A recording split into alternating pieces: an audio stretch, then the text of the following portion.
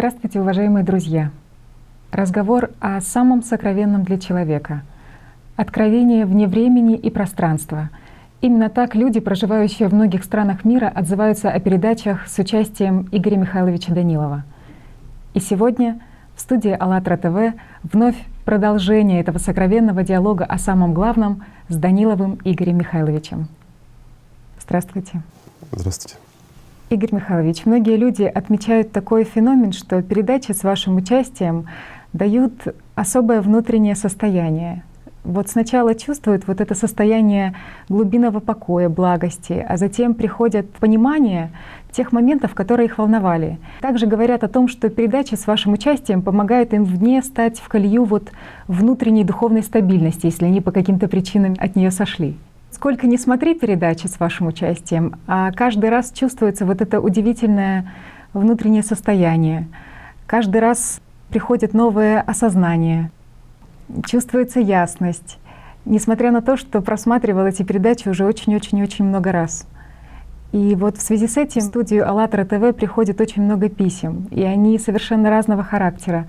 От просто искреннего короткого «спасибо», выражение своих глубинных чувств до, можно сказать, вопросов от ума, от гордыни, когда истина искажается сознанием. Очень много писем, когда личность чувствует правду, а сознание отвергает ее, противостоит ей. Вот почему вообще возникает вот этот внутренний конфликт? Сама же ответила. От ума. Внутренний конфликт, как правило, возникает тогда, когда человек, как говорят, внутренне стремится к одному, а сознание желает другого. Вот то здесь и возникает такой диссонанс. Игорь Михайлович, вот бытует такое мнение, что вы являетесь Агапитом Печерским. Это невозможно. Я являюсь собой. И тем более есть в пещерах остатки от Агапита Печерского. Это люди выдумывают. Как я могу быть Агапитом Печерским? Простой вопрос. Я — это я, а он — это он. Но еще также говорят о том, что вы Архангел Гавриил. А ты меня видишь? Вижу. Вот и ответ. Не могу быть. Потому что ангелы, они бестелесны. А я, слава Богу, пока еще телесный. Тоже отпадает. Есть даже такие утверждения, что вы с другой планеты. Вообще-то мы все с разных планет на самом деле. Если посмотреть, из чего мы состоим, то мы состоим из остатков бывших звезд, планет. Так что в этом может быть и суть. И мое тело состоит, причем не с одной планеты, а из разных. И планеты, и звезд, и все остальное, и твое. Так что утверждение, что мы с других планет, не только я и все мы, оно имеет под собой почву. Частички имею в виду, из которых состояли другие звезды и планеты. А после их исчезновения, распада, оно ведь никуда не девается. Да? Материя есть материя. Она преобразуется с одного состояния в другое и переходит. Так вот из той пыли мы образованы. Так что с этим не спорим. Можно сказать, мы все инопланетяне. Есть еще версия, что вы являетесь Ригданом Джапо. И тут промашка. Он где? По всем преданиям он должен быть в Тибете, а я где? Так что… Здесь рядом. А вот мне одно интересно, а почему люди всегда вешают какие-то ярлыки, какие-то имена или еще что-то? Да какая разница? Чем мое имя хуже? Я не против, если кому-то не нравится, пусть называют как хотят. Суть от этого не изменится. Действительно, людей волнует вопрос, кто же вы? Человек обыкновенный, такой же, как и все.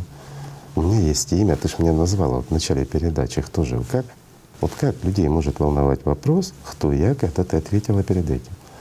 Так же? А для тех, кто чувствует? А те не задают глупых вопросов о том. Правильно?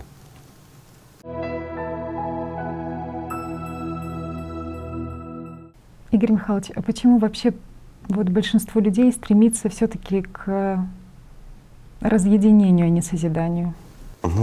Вопрос созидания и единения, я бы сказал, он больше риторический. Вот на самом деле, вот мы тоже, да, вот, в движении международном нашем всех призываем к единению. Возможно вообще единение всех людей на планете. В таком состоянии, как сейчас народ, нет, невозможно. А почему? Сознание всегда разделяет. И в этом принципе и есть глубокий смысл.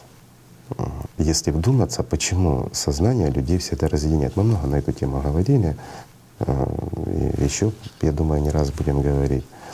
Если людям, конечно, будет интересно. Но если не будет интересно, мы будем между собой говорить. Потому что тема щепетильная на самом деле, и она актуальна. Разъединение происходит всегда от разума человеческого, от сознания. Он всегда выставляет от эгоизма его внутреннего. Он всегда, вот сам разум, как система, как часть системы цельного, он всегда разъединяет людей. Для чего? Проще манипулировать. Когда люди живут в согласии, ими трудно управлять. У них нет того эгоизма, и всех нехороших качеств, которые происходят у людей от, скажем, первой половины. Человек дуален, все знают, да? В нем есть, как говорят, материальное начало и духовное начало. Как ты думаешь, что в человеке первое? Духовное. И все так говорят. А на самом деле материальное. Потому что он пребывает здесь, в этой мирности. Вначале рождается сосуд, а потом в него наливают вино. Но что в нем главное? Второй вопрос. Что в человеке главное? Дух Святой. Вот опять отошла. Я имел в виду первое или второе? Я знаю, что главное. Конечно же, второе. Конечно, второе. Хотя первое — это материально. То есть, по сути, человек приходит в эти условия, и в нем от материи часть, она сильнее, да, потому что она, это сосуд. Это мир материи. Естественно, что здесь материя и правит бал. Естественно, что первая часть человеческая, часть материальная, к которому относится и сознание человеческое, оно доминирует. И доминирует оно с рождения. Во-первых, оно старше, чем вторая духовная часть, составляющая человека. Как минимум на 8 дней. Поэтому естественно, что как старший брат над младшим или старшая сестра над младшим всегда стремится доминировать. Это шутка, конечно, но на самом деле система, она агрессивна, материальная имею в виду. И она всегда навязывает. А вот мир духовный, он же никогда не навязывает. Он просто есть. Захочешь — придешь. Нет, это твой выбор. Правильно? Как маяк. Совершенно правильно. Он просто как маяк. Видишь, желаешь — плывешь. Не видишь — значит, не знаешь, куда плыть. Значит, он тебе не нужен. Можно ли сказать, что любые разделения, которые происходят вообще между людьми, в том же коллективе, во взаимоотношениях, Даже в самом себе. даже в самом себе? Ведь человек, он только считает, что он един. Вот мы в прошлой передаче затрагивали, да, зрители и артисты, да? То есть человек уже он внутренне разделен. И он действительно разделен. Человек никогда не найдет примирения в себе, пока не найдет примирения с Богом. Вот почему есть такие выражения, как покров, примирение и тому подобное во всех религиях. Просто люди иногда не задумываются, что примирение с Богом, но опять-таки вопрос примирения с Богом, это не подразумевает, что Бог поссорился с человеком. Нет. Кто такой человек и кто такой Бог? Это все равно, что ты поссоришься со своим собственным сном, который ты видела мельком, Бог знает когда, поймешь.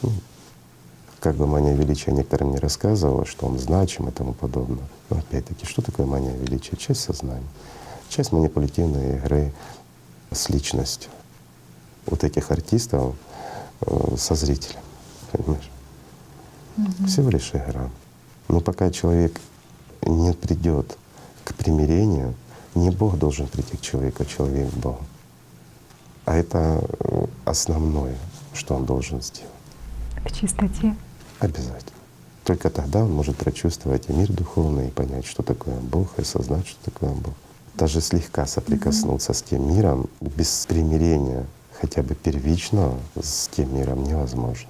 Примирение — это не с тем миром. Примирение происходит внутри себя, с самим собой. Правильно?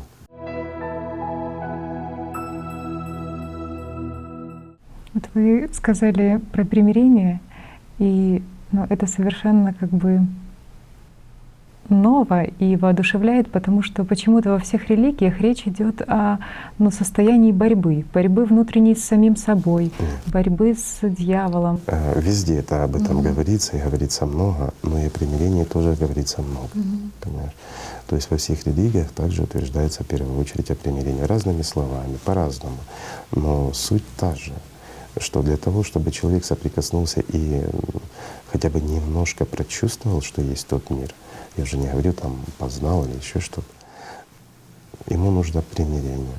То есть ему нужно стать собой, стать целым. А как человек может стать целым? Достижение. Вот многие говорят соединиться со своим сознанием, разумом, ведь тоже такое есть. А вот как раз цельным человеком становится тогда, когда он, скажем так, после примирения, да, первичного опыта, он становится частью мира Тао. То есть стать цельным. Ну, вот в «АЛЛАТРАе» описано соединение личности с душой. То есть что это означает? Ну это ж не значит, как мы взяли вот чай, влили в чашку, то они соединились. Ну вот такой вот образ. Это материя. Все равно, если мы будем об этом говорить, мы будем руководствоваться чем? Материей. А мы говорим о том, что далеко не материально. А в нашем понимании нематериально значит пустое. Вот тоже вот мы зацепили интересную тему — пустое. И вот многие говорят, даже физики спорят, они об этом пишут, астрофизики, извиняюсь, не просто физики, что во Вселенной есть вакуум, есть пустота, а пустоты нету. В этом и смысл. Вообще нигде в мире материальном нет абсолютной пустоты. Нету ни одной маленькой даже точечки, куда можно было самую тоненькую иголочку, вот медицинскую, воткнуть, чтобы она во что-то не уперлась. Вот нет пустоты. Вот берем космический вакуум, вот абсолютная пустота. А как же гравитационные волны? Я же не говорю там о других, да, радиоволны, различные излучения и все остальное. Ведь оно есть везде. То есть достаточно поместить тот же микрофончик, и мы услышим звук. Ну, я утрированно так говорю. Понятно, что в вакууме звук не передается, я это понимаю. Когда микрофон мы не запишем, то я образно говорю. То есть в любое место, где бы мы во Вселенной, в любую точечку, во всей нашей, как казалось бы, огромной Вселенной, мы бы не взяли, там всегда что-то есть.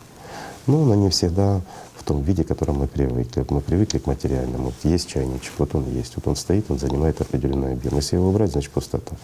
Ну не может быть здесь пустота. Здесь воздух и тому подобное. Всегда все есть. А свет, он же тоже наполняет пространство. Но это только видимый спектр, который мы видим, а есть же и невидимые, и все остальное, излучение различные. И вот везде оно все наполняется. Так что пустоты в этом мире нет. А в том мире? А в том мире тем более пустоты нет. Наполненность. Ну а как же? Несмотря на бескрайность. Ну вот опять мы затрагиваем ту тему, которую сознание не поймет, оно не воспримет. А раз не воспринимает, значит что делают? Отторгают. И получается что? Противостояние внутренних. Конечно. И вот поэтому многие нас не понимают. Понимаешь, то есть опять-таки мы вернулись к чему? К примирению. А почему они нас не понимают? Потому что у них нет внутреннего примирения.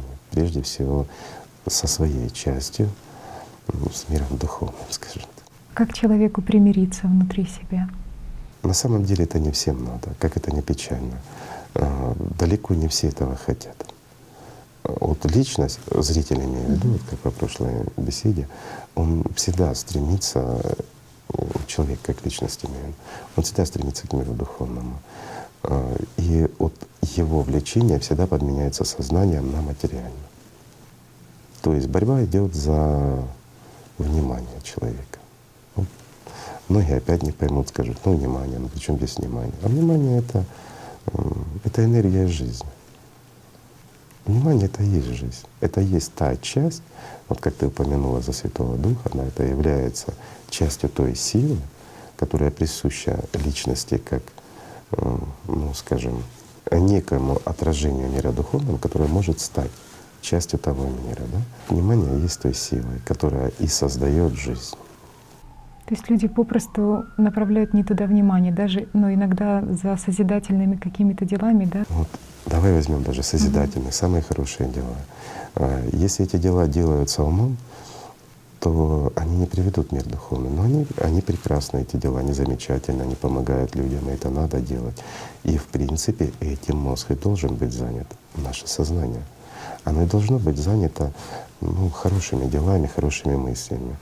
Нельзя туда пускать что-нибудь печальное или плохое, то, что больше питает. А вот давай разберемся, как много человек переживает хороших, позитивных эмоций от сознания, и как много печальных и плохих. Сколько он пребывает в примирении, не в примирении, в мире, скажем так, в внутреннем покое, и сколько он бывает на протяжении дня по времени, имею в виду, в спорах, конфликтах, в своем сознании. То есть вот опять берем, возвращаемся к нашему театру, личность как зритель, а мысли — это как артисты. Сколько они нам показывают хорошего, позитивного, и сколько отрицательного. Отрицательного всегда больше. А почему отрицательного больше? То ли ярче. Вспышки ярче. Вспышки ярче. А почему вспышки ярче? Потому что больше внимания вкладываем. Вот в этом и смысл. То есть банальная экономика. То есть действительно в дне происходит очень много именно хороших, светлых моментов. А это на что смотришь? Когда внутри хорошо, когда пребываешь, скажем, с Богом, естественно, и здесь видишь все хорошее.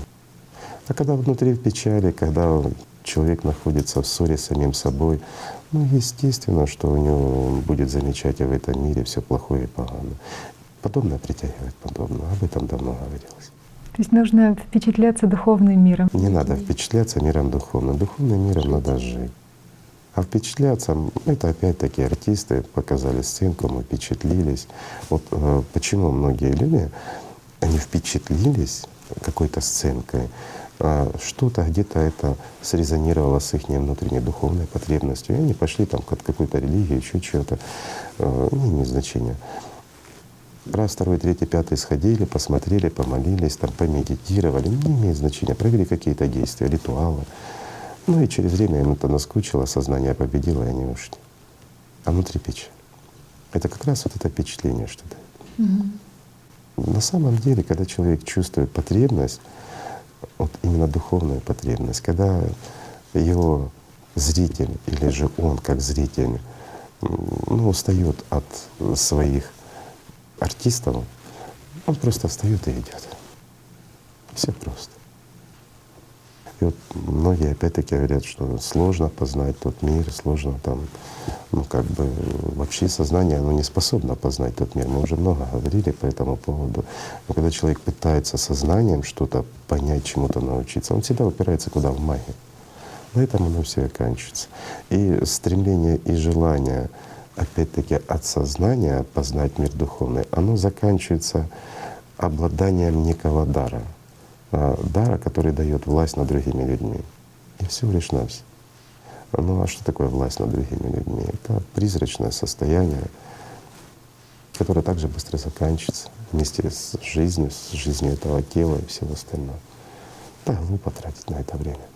Люди осознают, что в них есть эта подмена или нет? Это испокон веков было, конечно, осознают. Вот если взять любую, скажем, духовную литературу, я имею в виду любую, в смысле разных религий, и почитать, с чем сталкивались святые отцы во всех конфессиях, во всех религиях. Ведь они проходили то же самое, что и сегодняшние люди, становясь на духовный путь. Они сталкиваются с теми же проблемами сознания, с теми же демонами борются. И вот здесь вот ты затевала, что люди борются в борьбе. Но борьба — это неизбежный момент. Это первичный Армагеддон, пока человека не дойдет до примирения.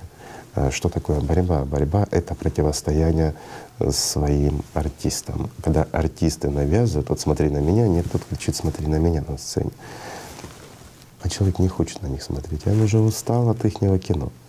Он хочет просто жить. Ведь за вот этим театром абсурда огромный мир. Представь, ты сидишь в одной комнате, у тебя тут пару десятков артистов, которые постоянно тебе крутят этот хаос, а там прекрасный мир. Интересно, посидела часик-другой. Устанешь, да, даже сознание устанет. Все равно ты захочешь. Хоть захочешь увидеть мир, захочешь увидеть травку, солнышко, птичку, еще что-то.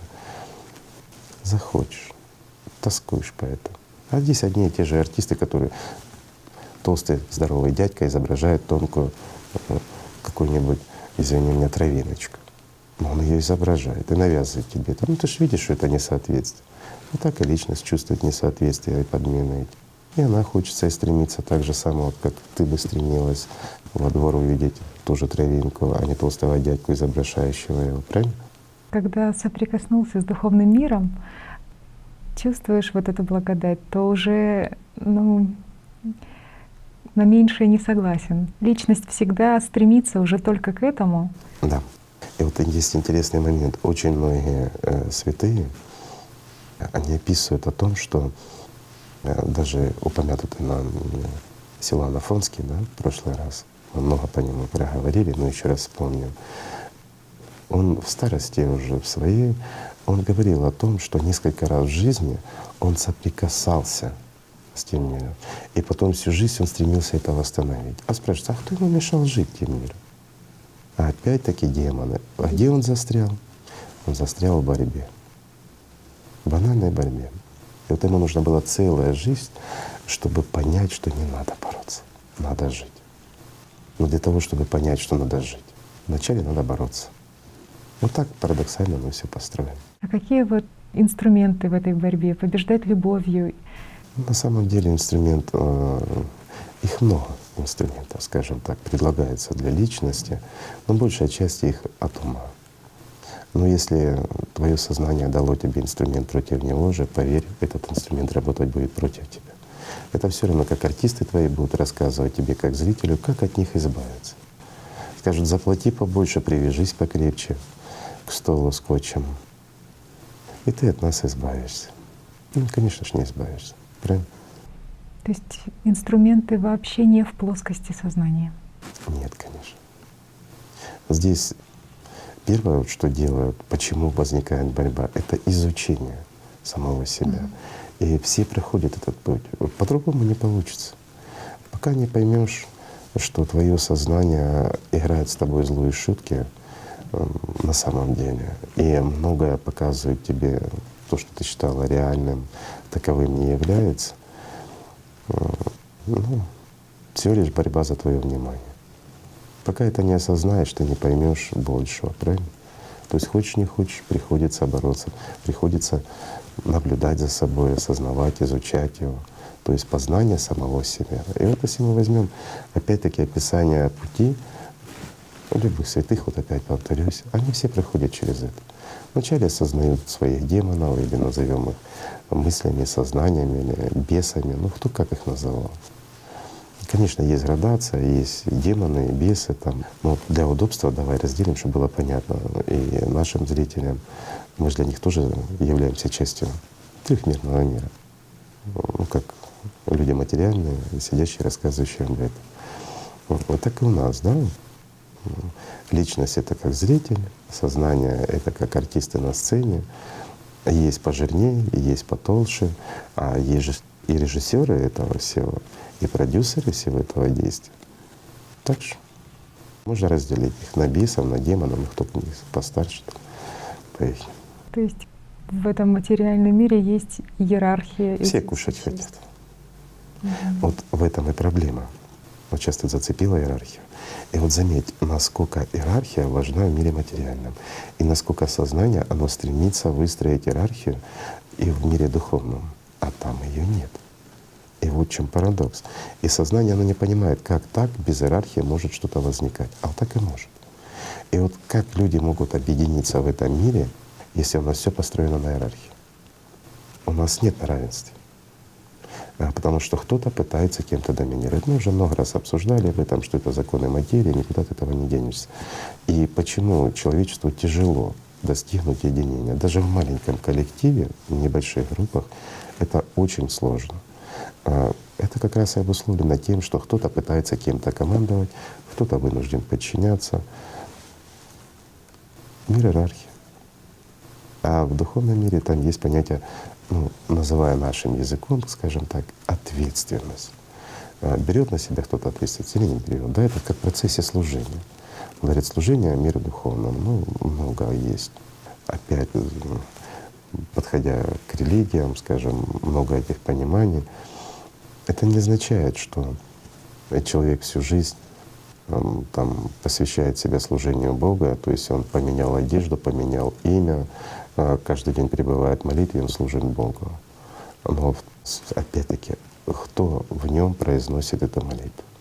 И кто одел эти одежды? И кто сменил имя? Сменили имя театра, перекрасили его в другой цвет, поменяли, вот как наши шторки, там, занавес. А артисты начали ему рассказывать молитву. Они их просто оглашатают со сцены. А он, как был маленьким ребенком, сидел в кресле, так и сидит и смотрит их со своими мечтами, желаниями. Ему хочется игрушечек, ему хочется мороженого, ему хочется и хочется. А ему тут артисты рассказывают. Разве здесь о Боге может идти речь? Хотя вот очень много зрителей задают вопросы о служении. И вот Ты меня запутала. Каких зрителей ты имеешь в виду? и на сцене. Я пошутил. Наши зрители, которые нас смотрят, в письмах задают очень много вопросов о служении. И вот в чем именно вопрос заключается? В том, что человек должен сам стремиться, к примеру, там, стать гелиаром, или во всем этом вот нужно положиться на волю Бога? Нет. Что значит воля Бога? Переложить ответственность на кого-то. Вот почему существовало, испокон веков это, в принципе, люди всегда полагаются на чью-то волю, да, как будет, так будет, или многие в любых вопросах. Вот скажи, как мне поступить? Почему люди так поступают? Простой вопрос. Вот как мне поступить сейчас? Ну это же твои вопросы, это твои проблемы. Почему ты спрашиваешь, как поступить? Чтобы переложить ответственность на другого. И при этом самому ничего не делать. Это все равно, что сидит опять-таки наш зритель в театре жизни, в кавычках здесь пребывая, и его артисты спрашивают друг у друга, а как мне поступить за него, понимаешь? Ну и здесь он выбирает, куда вложить силу своего внимания, чтобы реализовать то или другое материальное действие. Ну, с Богом так не получится. По воле Бога весь мир проявляется и исчезает. Остальное дело людей. Твой выбор.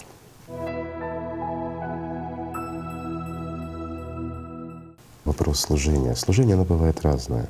Даже слово, простое слово, сказанное, скажем, среди людей в защиту мира духовного, это есть уже служение. Хула, даже маленькая, это уже есть противостояние. Вот греховность, да? Опять-таки цепляем. Что такое греховность? Ну, разные по-разному толкуют, но смысл заключается в том, что человек грешен. Даже ничего плохого не делал, но он грешен, как бы изначально. А если мы рассмотрим в простом варианте, что такое греховность? Греховность — это как раз и есть потакание от тем артистам на сцене и вкладывание их, финансирование их за счет своего внимания, когда они проживают твою жизнь. Понимаешь? Вот это и есть греховность. А что нужно? Примирение. Понимаешь? Не с ними. Они никуда не денутся. Они будут служить тебе, пока ты здесь будешь до последнего дня. Это не относится к миру материальному, это относится к пути духовному, лично человека. Это чтобы не перевернули мои слова. Чем меньше ты их финансируешь, тем они лучше тебе служат. Но это касается опять-таки не артистов, реально выступающих в этом мире, на больших сценах. Их чем больше финансируешь, тем они лучше выступают. А это касается как раз внутренней работы над собой. А вот работа со своими демонами или бесами, как хотите можно называть их, как раз она должна проходить в режиме экономики. Финансировать только то, что тебе надо. Тогда лишнее в голову не полезет. Оно будет проскакивать. Ну, как тени на окне. Они же тебя не раздражают. Ну, проскочили и проскочили. Вот если тебе что-то нужно, ну, вот здесь уделяешь внимание. Но опять-таки тебе нужно. Понимаешь, можно вот, как с компьютером. Хотя мозг человеческий, он гораздо совершеннее любого компьютера. Несмотря действительно на то, что и скорость процессов, да, в соотношении там с… Намного меньше, чем у компьютера. Меньше. Да, и объем памяти намного меньше. Ну, реально намного меньше. Да, да. И вес не имеет значения, серого вещества. Несмотря на все это, То есть остается в науке открытым вопрос, откуда все-таки вообще берутся все открытия, гипотезы, мысли, которые человека Ну, приводят думаю, к его страданиям, что ли, да? То есть ну что страданиям? Не все гипотезы и мысли приводят к страданиям. Некоторые приводят к восхищениям, себялюбию, гордыне и тому подобное. Человек делает открытие и в течение жизни потом этим пользуется, ездит, и всем довольны. Его все признают, и порой заслуженно, это нормально. Но с откуда они берутся? Из сознания. С откуда же еще? но сознания нет в теле человека, то есть об этом тоже уже это известный факт. То есть, что его нет в человеческом теле, и что тот же архиепископ Лука, да, хирург Война Есенинский, он сравнивал мозг с телефонной станцией. Он говорил о том, что роль мозга сводится лишь к выдаче сообщения, то есть он ничего не прибавляет к тому, что получает. Как на суде он ответил, да, когда его говорят, вы же оперируете, хирург, говорят, вы видели Бога? Он говорит, нет, я, говорит, когда оперировал, Бога не видел. Он, говорит, также много оперировал, говорит, на головном мозге, не видел, говорит, там ни совести человеческой, ни ума. Так что все это за пределами. Просто люди, наверное, как будто бы не осведомлены, наверное, что… Не задумывались. Почему? На самом деле сознание не очень любит об этом думать.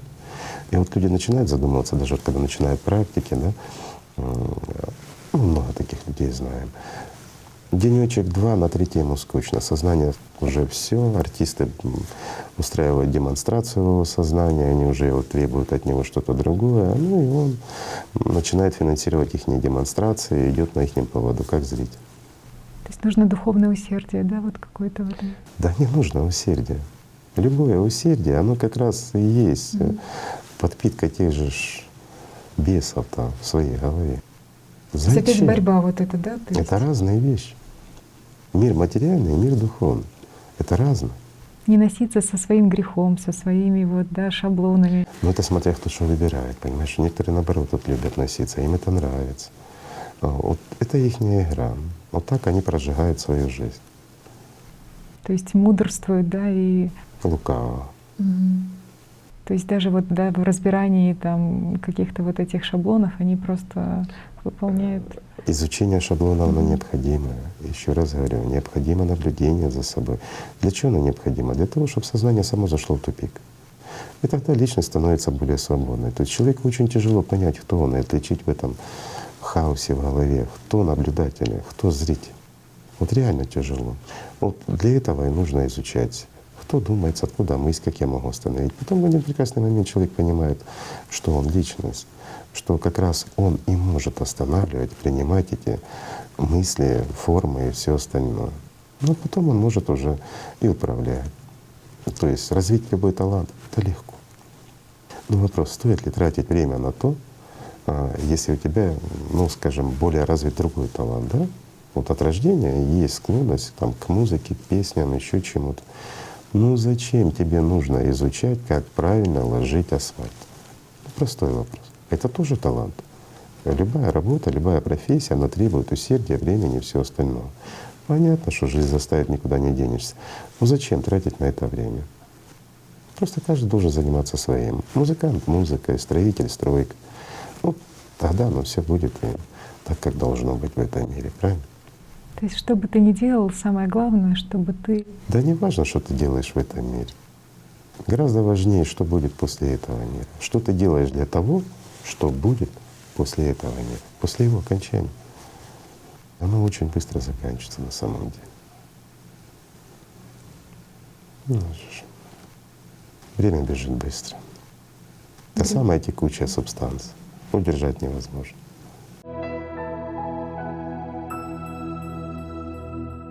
По поводу «здесь и сейчас» хотелось бы задать вопрос. Ну вот у нас одновременно. Так с тобой неинтересно в этом плане. Ну, задавай, озвучивай.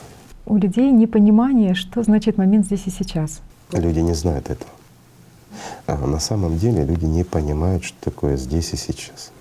Вот много об этом говорили и до нас, и после нас будут, надеюсь, говорить об этом, что такое здесь и сейчас. Пока человек не достиг примирения, он не поймет, что такое сейчас. Потому что любое сейчас Вот даже пока я начал проговаривать сейчас, я перешел с прошлого в будущее, перескочил. И вот постоянная догонка будущего. А мы уже много раз обсуждали то, что человек живет прошлым и будущим, он не живет сейчас. Сознание не имеет этой функции, оно не осознает, что такое сейчас. Почему? Потому что сознание есть частью мира материального. А так как оно является частью, и оно является материей, и информация заложена о нем, все, здесь никто спорить даже не будет, вменяемый человек имею в виду. Потому что все прекрасно понимают, сознание — это информация прежде всего. А информация — это материя. Как ни крути. А раз материя, значит, она подвергается всем законам материальным. В той или иной степени. Не имеет значения за квантовое состояние, но материя. А раз она материя, она находится в определенной точке. А раз в определенной точке, значит, оно движется вместе с тем, что движется. А у нас движется все. Вот пока мы с тобой говорим, мы пролетели очень много километров, тысяч. Ну, если посмотреть шире, то несколько миллионов километров мы проскочили в за короткий промежуток времени. Почему? Суммарно. Вращается земной шар, а наше сознание, оно привязано к нашей материи и опять-таки к точке расположения нас как материального объекта на материальном объекте планете. Но планета-то вращается, и она крутится вокруг Солнца. И Солнечная система наша, она крутится вместе, вот находясь на рукаве галактики с огромной скоростью, и галактика летит. Но сознание этого не воспринимает, но оно постоянно движется. Постоянное движение — огромная скорость, а мысль, она медленная, она не быстрая.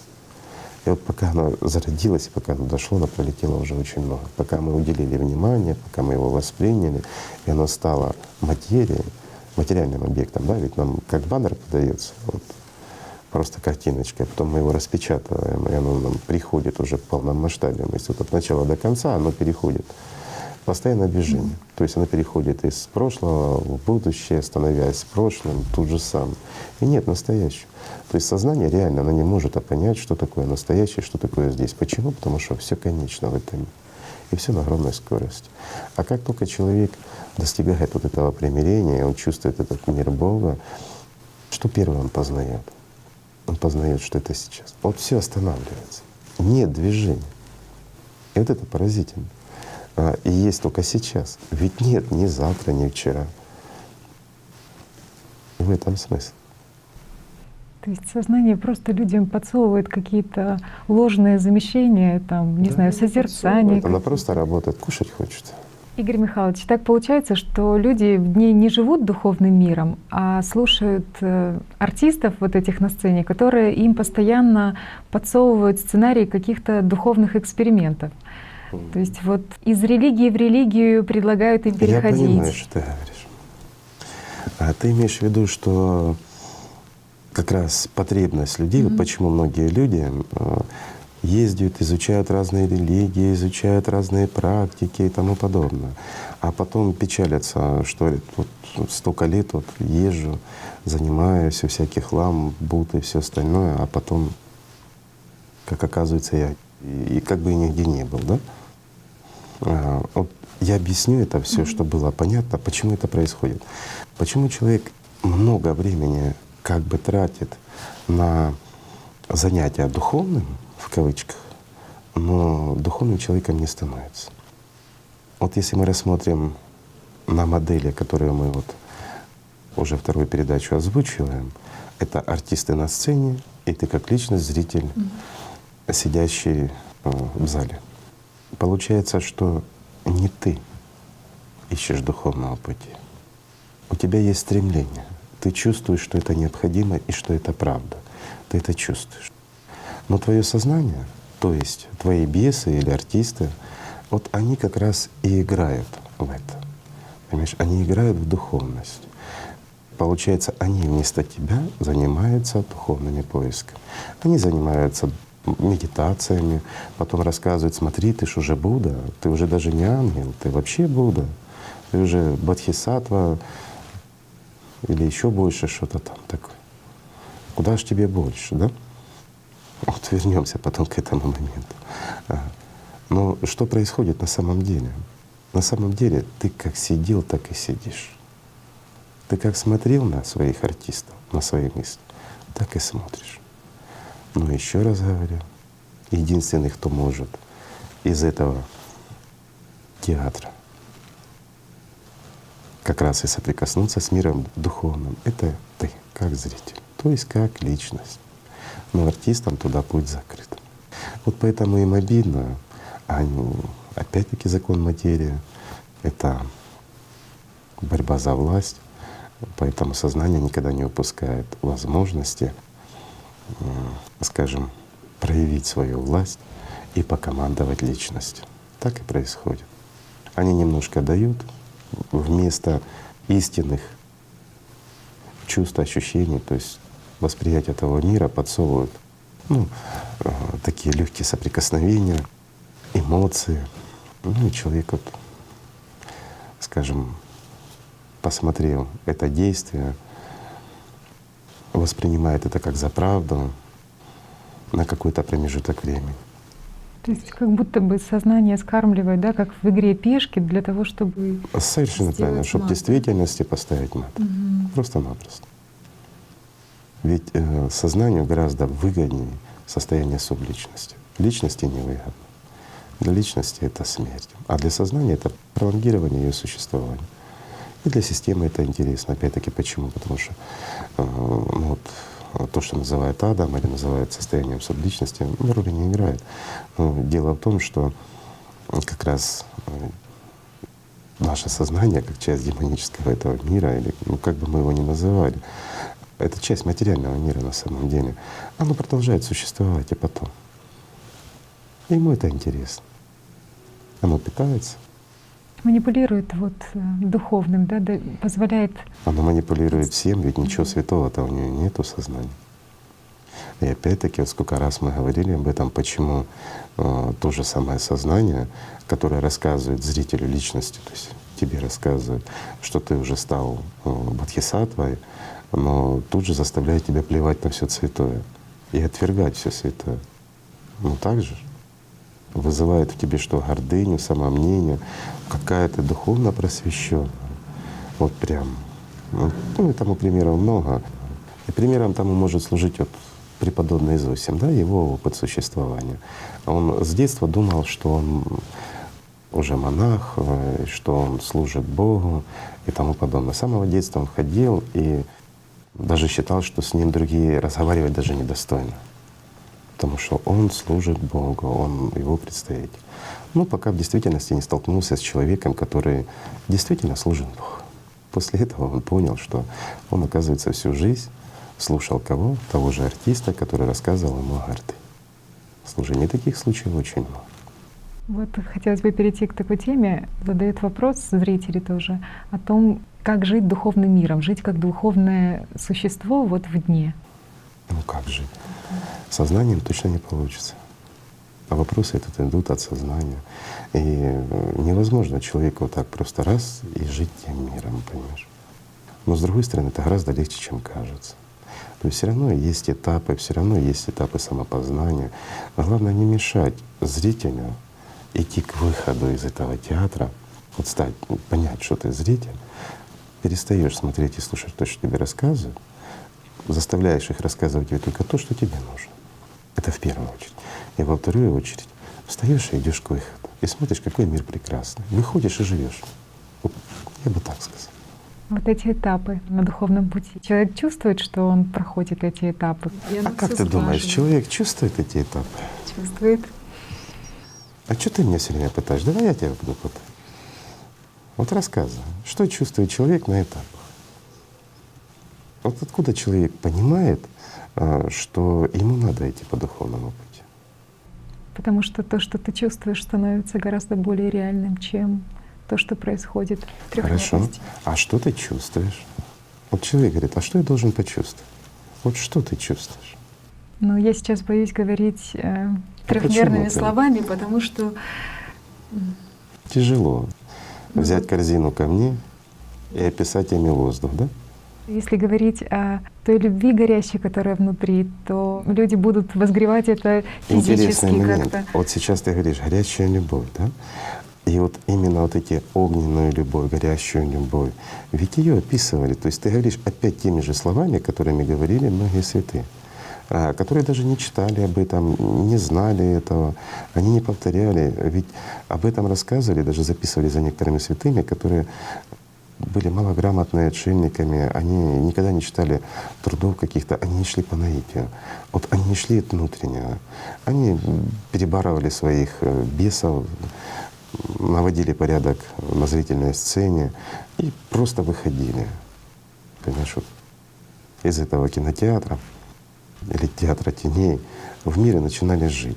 А потом за ними записывали люди. И вот они все говорили об огненной любви. Вот это интересно. Или жар любви. По-другому его не опишешь. Это то, что человек чувствует и испытывает. Но опять-таки, что может сознание рассказать? Привязать к телу это. Обыкновенную изжогу описать как состояние.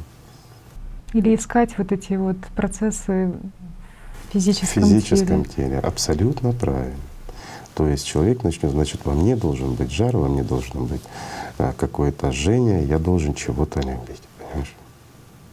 Это как вот такая астрономическая такая любовь к какому-нибудь острому блюду и мучение потом от жара внутри, да? То есть Вот еще есть и такое интересное чувство простоты, но простоты в понятии целостности.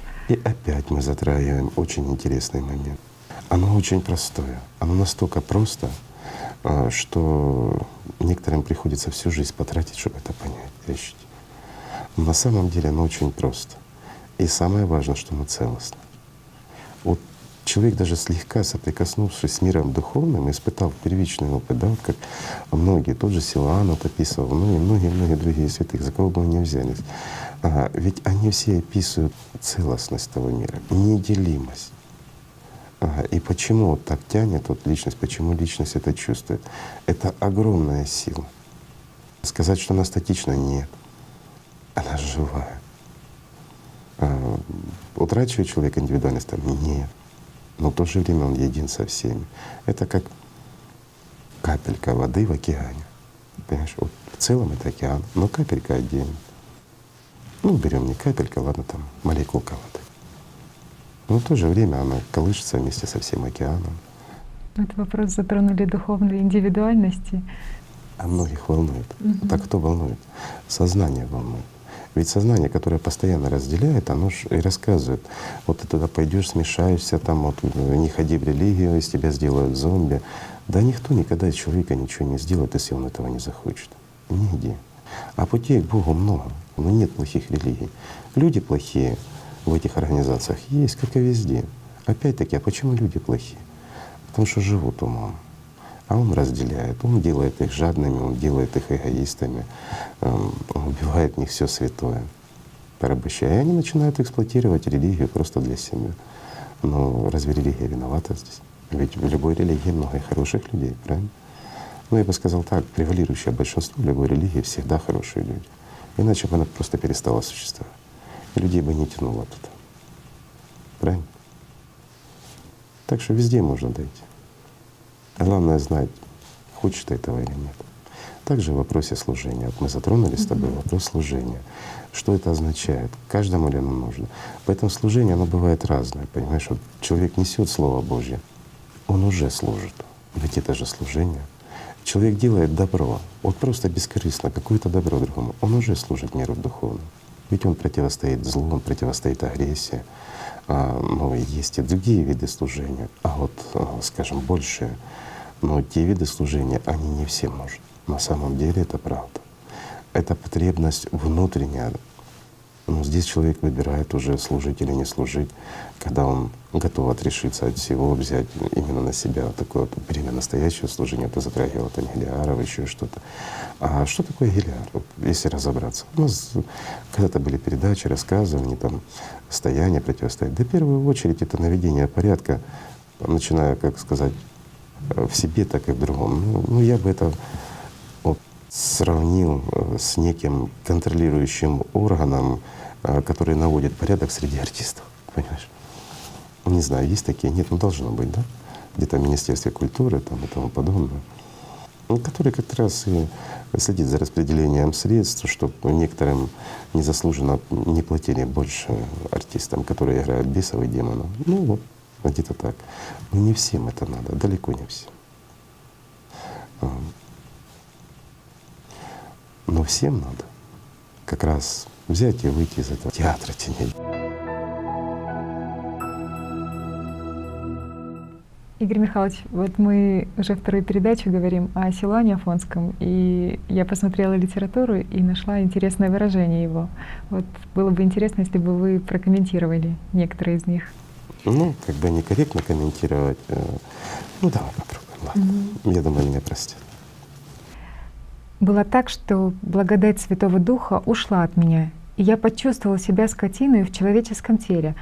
Умом я не забыл Бога, но душа стала пустая, как у скотины. Я начал каяться, и благодать вернулась. Многие люди переживают эти состояния, как он описывает, когда только начинают действительно работать над собой, не сидеть как зритель на месте, а вставать и идти. И в какой-то период, уже когда они идут к выходу, их отвлекают артисты на сцене, они поворачиваются и начинают обращать внимание, и забывают, куда им надо идти, садятся на другое место и сидят и слушают, а потом вспоминают, оказывается, внутри пусто. И вот эта вот душа стала пустая, да, когда он привел такой пример. Ведь вот это в первую очередь подтверждает то, что человек действительно обладал настоящим опытом, и он действительно занимался собой. И многие это переживают. Почему? Потому что перекрывается. И вот внутри чувствует пустоту. Он не чувствует этой связи.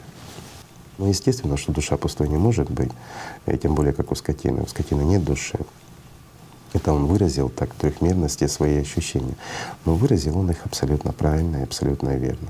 То есть доминирование сознания и утрата духовной жизни. Вот как раз в этот момент и произошло.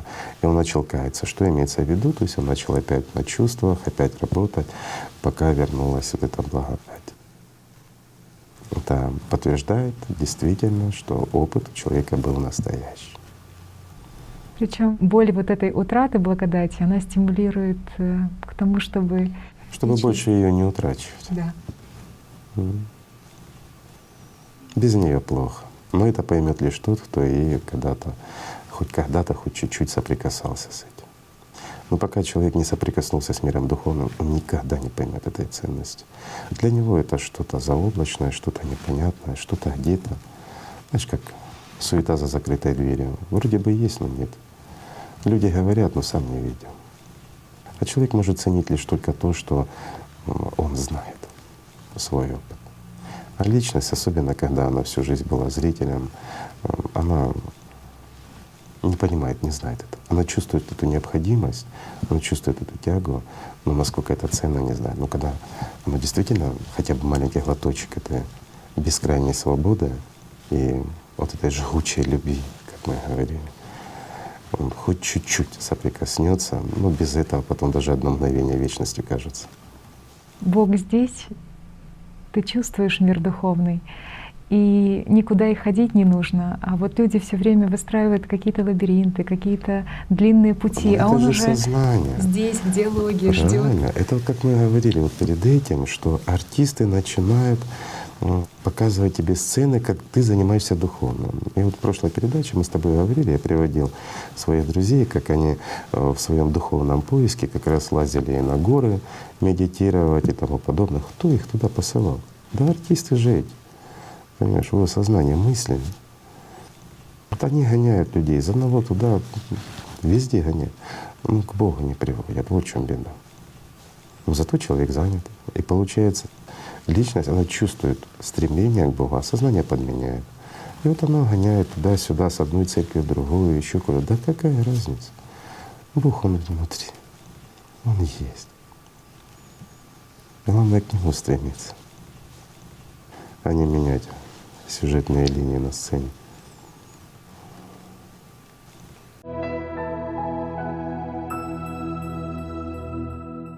Святой апостол Иоанн Богослов говорил, что заповеди Божьи не тяжки, а легки. Но легки они только от любви, а если нет любви, то все трудно. Обязательно. как раз он и говорил о том, что заповеди. Ну какие заповеди Божьи? На самом деле человек, соприкоснувшись с миром духовным, и если он живет тем миром, он не будет нарушать. Мы ничего плохого делать не будем. Того, что, как говорится, заповеди. А зачем? У него нет потребности такой. Поэтому он и соблюдает эти заповеди. Они нелегкие, они естественны. Понимаешь? Ну это нормально. Затронули тему заповедей. Заповедь «возлюби ближнего своего».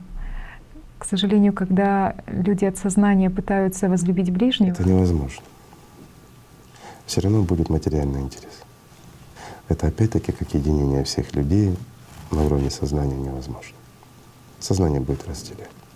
Все равно каждому будет рассказывать: ну ты ж лучше, ну ладно, подружимся. Будут терпеть друг друга, но внутри ненавидеть. Все равно сознание будет разделять их, все равно оно будет строить козни, все равно оно будет рассказывать, что ты лучше, они плохие, вот они во всем виноваты, а ты хороший. Никогда человек не найдет примирения со своим сознанием, это невозможно. Сознание можно приручить, но надо понимать, что сознание аки зверь дикий. Я бы сравнил его с медведем. Тихий, ласковый, пока кормишь. Но отвернешься, зверь есть зверь. Нападет, ты ожидать не будешь. Поэтому, чтобы он не напал, лучше его держать за решеткой. а как тогда вот людям выполнить эту заповедь, что вот есть эта истинная любовь к ближнему? А что такое истинная любовь к ближнему и что такое ближний? Всего лишь навсего. Что объединяет всех людей? Ничего, кроме мира духовного. Материя нас разъединяет, а мир духовный объединяет. Возлюбив Бога, вот, познав любовь Божью, ты возлюбишь всех. Даже если кто-то далеко, человек не духовный, во всяком случае ты будешь его понимать. Почему он поступил так или по-другому, какой артист и какую сцену ему в этот момент показывал, и почему он действует так или по-другому. И ты же уже будешь действовать безошибочно. Но это не значит, опять-таки, вот, что ударили по левой щеке, подставив правую. Это имелось в виду как раз, что человек не виноват, им правят бесы и тому подобное. Ну, в общем, мы войдем в эту тему. То есть это поддержка ближнего, да, тоже на духовном пути, если говорить о коллективе, который идет по духовному пути. Если говорить о коллективе, который, или о друзьях, товарищах, с которыми вместе идешь, именно по пути духовному, то да. Но хочу сказать, что все равно ты идешь сама. В этом и смысл. Сколько людей бы с тобой рядом не шли, и вместе по пути духовному, ты все равно идешь сама. И ответственность все равно на тебе лежит. А рядом попутчики, они могут сворачивать, могут идти вперед, могут отставать сзади. Но это выбор их. Кого они слушают и что делают. Это, пожалуй, самые интимные отношения, какие можно только представить человека с миром духовным. Ну и интимным не назовешь, потому что у нас в нашем понимании это взаимоотношения двоих должно быть. А там один с бесконечностью. Ну и опять-таки один как личность. Вот есть такой еще вопрос задают: понятие «разумная личность». Неразумная, взрослая. Да, ведь личность человека вот, в действительности, и мы уже поднимали этот вопрос, оно застреет на уровне развития 5-6 лет. И все. Дальше сознание начинает его, скажем, над ним в значительной степени доминировать. Вот до 5-6 лет они приблизительно развиваются одинаково. И вот у многих вопрос возникает: а как вот разумная личность, зрелая не личность или нет? Ну, человек может быть Нобелевским лауреатом, знать все и обо всем, быть ну просто идеальным в нашем материальном мире, но это говорит лишь об учености его артиста. А он как зритель, как личность остается ребенком внутри себя. А для того, чтобы было по-другому, вот как раз и надо заниматься и развиваться. Но вначале же нужно найти этого ребенка в этом хаосе. Вот я бы это сравнил, представив бал, ну даже не бал, а современная дискотека, где полно людей, звучит музыка, каждый занимается бог знает чем. И вот где-то там под ногами бегает ребенок. Вот в этой толпе его надо найти. Как сочетать понятие «быть взрослым» и «будьте же как дети»? Ну, вот. А с Богом всегда люди как дети. Почему это открытость? Это опять-таки быть как дети, это не то, что быть как дети, а оставаться ребенком, то есть быть ребенком. Быть ребенком — это быть открытым, быть именно в той чистоте и вере. Почему? Потому что вот настоящая любовь в основном, подчеркиваю, далеко не у всех, ну, в превалирующем большинстве, у детей до 5 лет вот она есть. Детки могут быть жадные, злые, потому что одна часть явно видна, и другая явно видна. Они искренне любят. Понимаешь? А любят, опять-таки, одна часть любит материю, а другая часть любит вот внутрь. Это чувствуется. Сама знаешь. Другим надо пояснить, что детки чувствуют это. А потом, став чуть-чуть взрослее, когда сознание начинает доминировать, и уже утрачивается вот это внутреннее. Да, искренний ребенок, и все хорошо, все замечательно. А вот той детской чистоты, того всплеска его нет. Подсознание необходимо личности для анализа каких-то Для пониманий, коммуникации для в этом коммуникации. мире, только для трехмерного мира, скажем так. Может ли личность думать, да? Вот как мы думаем. Мысленная категория — это как раз приходят мысли, мы взвешиваем, оцениваем, думаем. Но разве она обладает такой функцией? Просто оно все есть. Ей не нужно это. У нее отпадает эта функция. Это здесь нам, чтобы что-то узнать, вот что в чайничке, нам надо открыть крышку. А личности надо? И Вот вообще не нужен этот чайничек. Вот и я ж об этом. Как можно это объяснить людям? Для сознания очень много закрытого в этом мире. Я уже молчу за другие миры, они вообще закрыты от нашего сознания. Мы можем догадываться, мы можем взвешивать, но наши артисты будут всегда спорить между собой о том, чего они не видят и не могут пощупать. Такие вот они материалисты.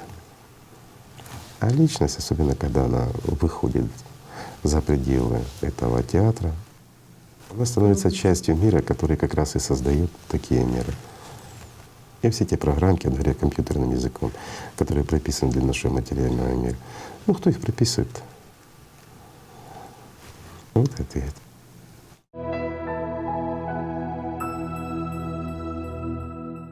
Выражение тоже у Силуана Афонского есть такое, что тщеславный ум не бывает чистым от помысла и воображения. Хотелось бы о чистоте поговорить. Хочешь, говорит, быть чистым, иди умойся. Простой такой ответ. Шутка, конечно. Что значит тщеславный ум не бывает чистым? Само понятие тщеславия — это уже понятие греховности, да? Если отбрать категориями греха, то есть это материальный ум. А чистый в смысле от материи чист. Чист от материи. Естественно, что не бывает.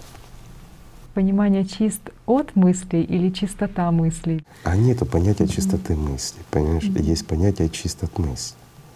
То есть мысль сама по себе идет, ты пользуешься этим, как компьютер, ноутбук. Ты берешь, работаешь на нем или планшетиком, но они не доминируют над тобой.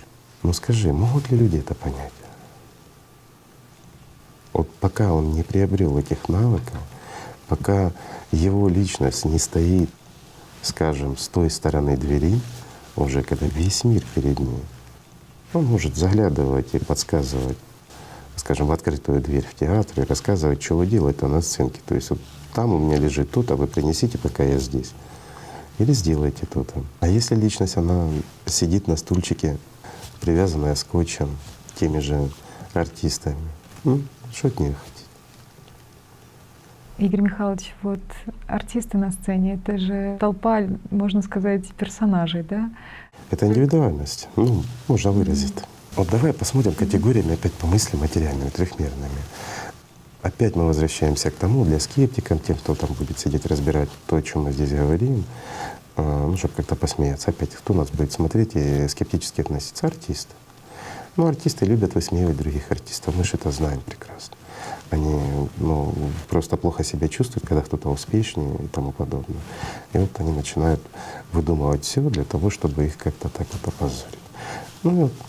Обсуждая нашу передачу, они поднимут и этот вопрос тоже. Да? Поэтому объясню более так доходчиво, спокойненько. Все же является материей. Информация является материей. правильнее скажем. Всякая мысль материальна. Правильно? Правильно. Всякая мысль материальна, а мыслей у нас много. Значит, что это? Толпа. Правильно? Да. А мир духовный от этого представительства, от этого театра в заграничную командировку может поехать только один.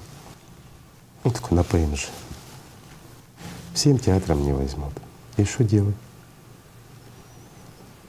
Как тут быть? Придется вот их оставить, а самому ехать, правильно? Ну, что-то типа сродни этого. По этому поводу даже притч много и тому подобное.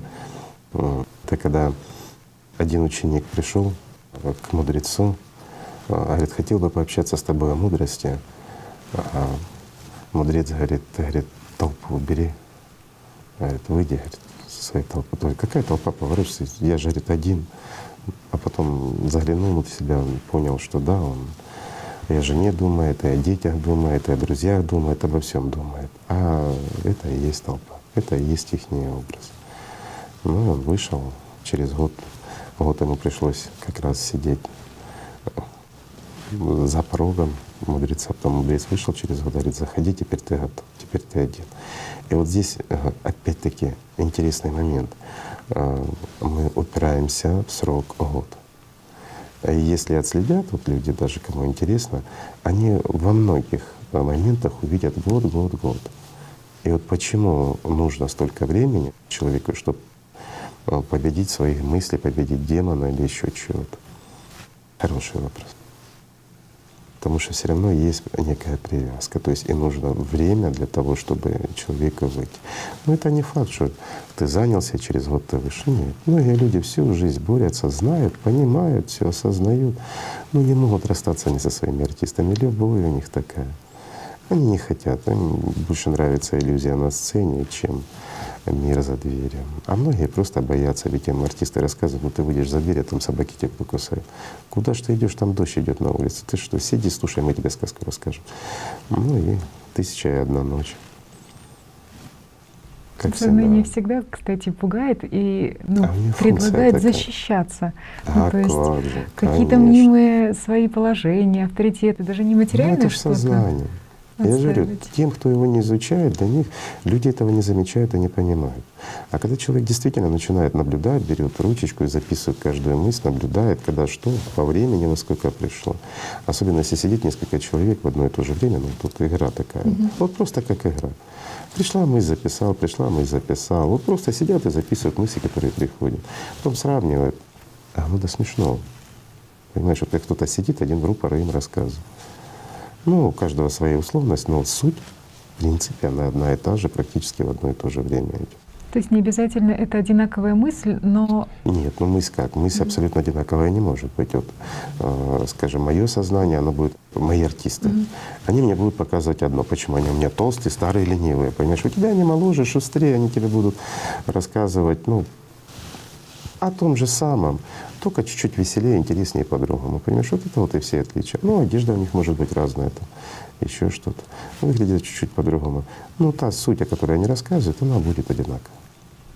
то есть сознание вот дает какое-то вкрапление какого-то состояния, а мозг каждого. Да не мозг каждого. Мозг как раз ничего и не делает. Да. Функция мозга, она абсолютно проста до смешного. Я надеюсь, когда-нибудь люди поймут это, изучат.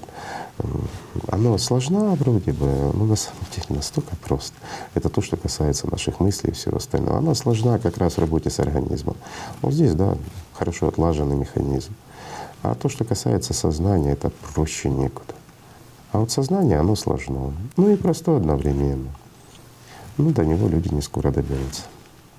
И слава Богу. Игорь Михайлович, вы сказали, что по сути есть такой срок, как год, да, для того, чтобы избавиться от демонов. Может ли человек сделать Средняя быстрее? мгновенно переходит. Вот просто мгновенно. Многим вообще не нужно время тратить. Они чувствуют, он только почувствовал малейшее дуновение ветра, свежий воздух. Ты знаешь, вот когда голодный, чебуреками запахло, встал и побежал за ними. Ну так и они. Ну, свежий воздух потянул. А здесь артисты потные, грязные. А человек услышал свежий воздух, встал и побежал на улицу. Все, ему не надо, нечего здесь делать, сказки слушать их.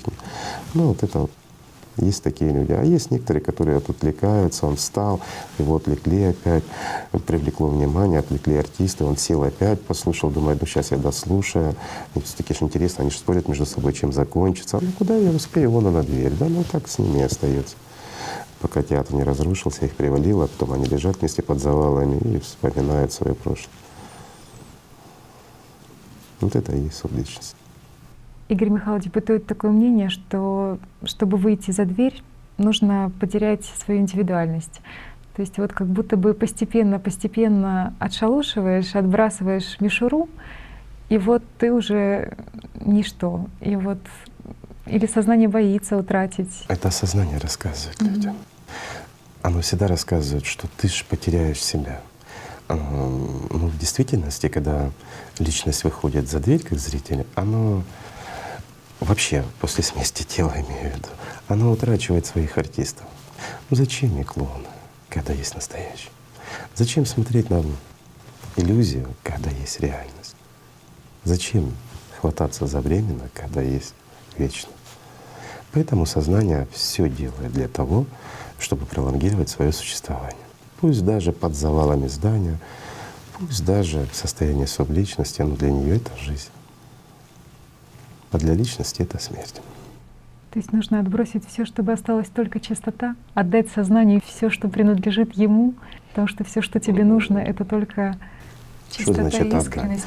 Пока человек находится здесь, пока он живет своим тенью, пока он, скажем так, со своим сознанием, со своими группой артистов, вот это шапито, вот пусть это шапито на него и работает.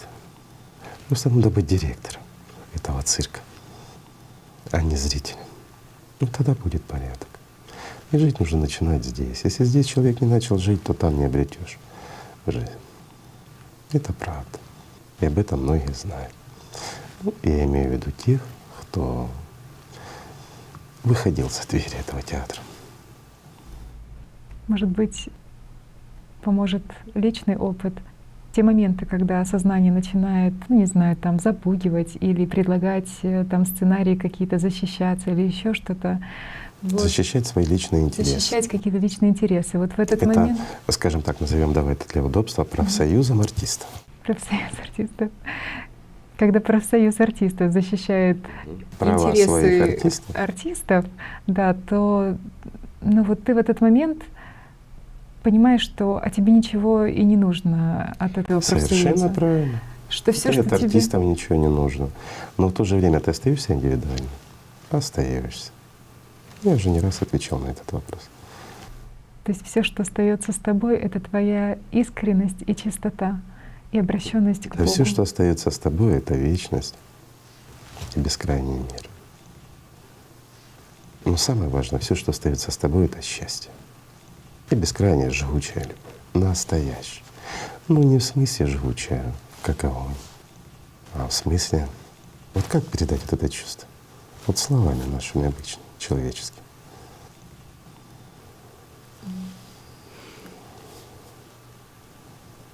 Бурлящая, кипящая, да? Но все равно оно же ассоциация. Я вообще говорю, вот жгучая любовь. Вот все равно ассоциация, которая воспринимает сознание, это жжение, это боль, это еще что-то, правильно? А ведь мы многие вкладывали вот в это слово, мы уже говорили, именно жгучая или огненная любовь. То есть ведь понимание шло сильная любовь, то есть это усиление понятия этого для того, чтобы перевести на этот мир. А вот видишь, как сознание перекручивает, оказывается, там ты будешь житься, больно будет. Нет. Оно жжется здесь, а там тяжело. Некоторые вещи просто вырастить. Говоришь одни и те же слова, а состояние… Ну, состояние в камеру не передашь, да, это понятно. А вот слова не всегда подходят. Как кирпичи для описания воздуха. Игорь Михайлович, а как вот люди задают вопрос в чистоте руководствоваться и проявлять волю Бога здесь, в этом мире? Это вопрос от ума. Просто вопрос от ума.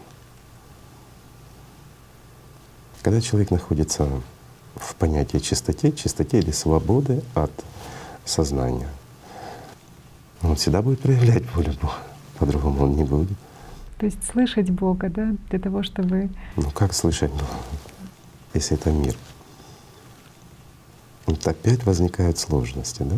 И вот много недоговорок, много недопонимания. А людям сложно это будет понять. Почему? Потому что артисты будут не удовлетворены. Скажут, ну что это такое? Ты поясни, вынь да положь, распиши по полочкам. Вот как в инструкции. Правильно? У каждого свой путь. И свой выбор. Игорь Михайлович, зрители просили задать такой вопрос. А существует ли Бог? Нет, Бог не существует. Это мы здесь существуем, а Бог живет.